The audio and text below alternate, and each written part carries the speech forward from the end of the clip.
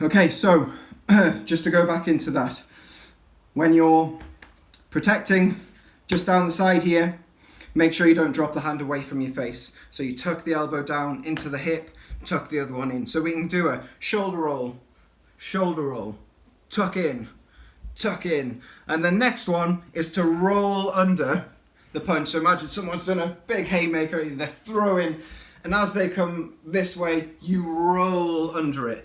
Now, this is a really good one because you can step and roll and then counter. What you don't want to do is just duck.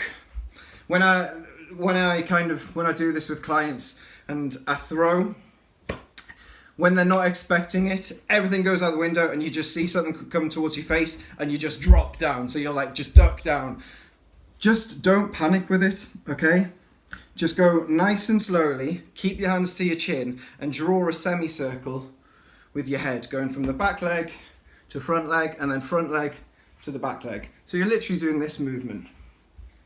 Bobbing under, coming back, okay? Because the great thing about that is it's a lot quicker when someone throws that just to do that, and you can keep your eyes on them as well, rather than doing a big squat down and looking down and you just don't know what's going on, okay? So we just draw that little semicircle, forward and back, shoulder roll, elbow into the hip, yeah. So this is all great ways of avoiding punches, okay? And you just put it into sequences. If you're doing it with someone, what you could do is you can make the punches numbered, so you can number the punches 1 to 6. 1, 2, 3, 4, 5, 6. Put some nice sequences in. And then you can do the non-punches, the getting out the way, and do them as letters. So you could do A, B, C, D, E, and F.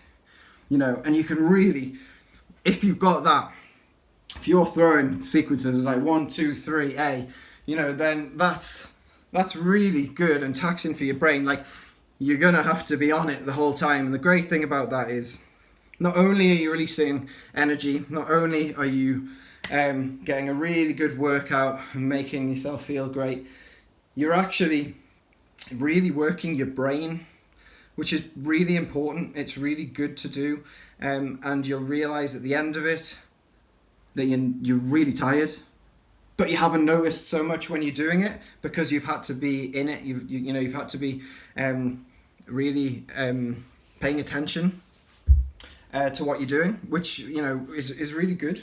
It's a really good thing to do and to be able to train. So that's everything. Like, literally, you can put all of that together. You get your warm up done, you get your conditioning done, so the press ups and the squats. If you've got a skipping rope, brilliant. If you haven't, just pretend.